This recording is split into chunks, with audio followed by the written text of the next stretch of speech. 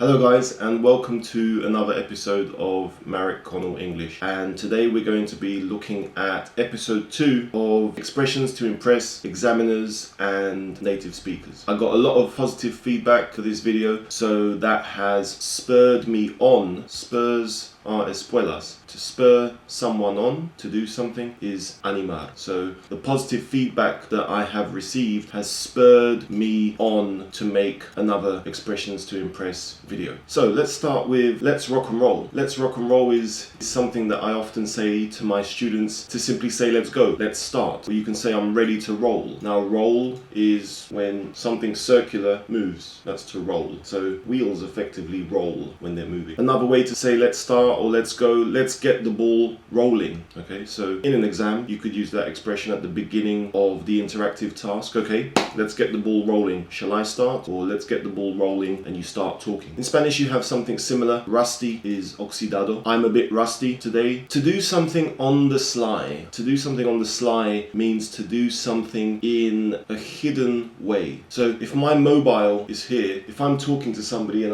I'm trying to take the mobile on the sly, that's doing something on the sly. This is something that I often say to my students. If, for example, I'm not sure when we're going to have the next class, I'll say let's play it by ear. Let's see what happens next week, if you're free, if I'm free, and let's organize something improvising. Let's play it by ear. Lo jugamos por oreja. Another way of saying all the time is 24/7, 24 hours a day, 7 days a week. And we also say around the clock. To have a blast or to have a ball is another way of saying to have a fantastic time. We went to the party and we had a blast. We went to the party and we had a ball. Now a ball is another way of saying party. So obviously a football. Another meaning of ball, a formal social gathering for dancing. Okay, so it's like a party. A blast is a way of saying an explosion. So basically means we had a fantastic time. We had a ball, we had a blast. Now in English we actually say to party, fiestear, which is strange for Spanish people. But also the way that we say fiestero, we say a party animal. If somebody asks you if you like to go out clubbing, you can say, well, I'm not really a party animal. Or you can say, I'm a complete party animal.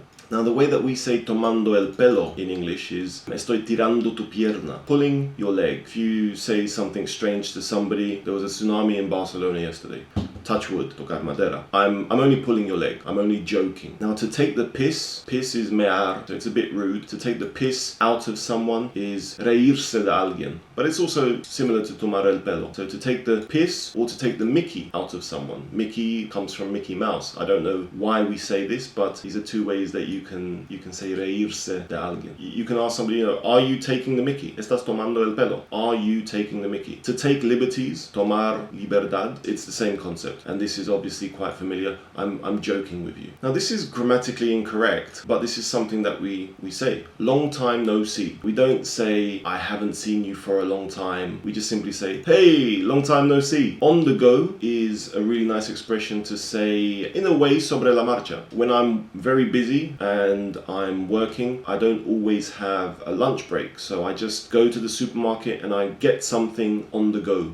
It's the idea that you're maybe eating while you're walking. A labor of love. This translates as un trabajo de amor. And a labor of love is something that you do because you love doing it. These videos, in a sense, are a labor of love. They take me a lot of time sometimes to make, but I enjoy making them. I enjoy the feedback that I get from people out there, and it spurs me on to continue. Has the cat got your tongue? You could just say, cat got your tongue? And that's something that is quite sarcastic that you say to somebody when they have no response. So you're having maybe a bit of an argument, but you have said something and the person has no response. And you can say, has the cat got your tongue? It basically means that you're lost for words. You don't have any response. What it comes down to, or what it boils down to, is a way of saying what's important. So it's like en serio. So I can say to you, many people talk about different ways of learning English, and people are always looking for the quickest way. But what it comes down to, what it boils down to, is that you have to actually spend a lot of time studying. The more time that you study, the more you learn. Simple as that. What it comes down to is the more time you study, the more time you dedicate to learning English, the more you learn.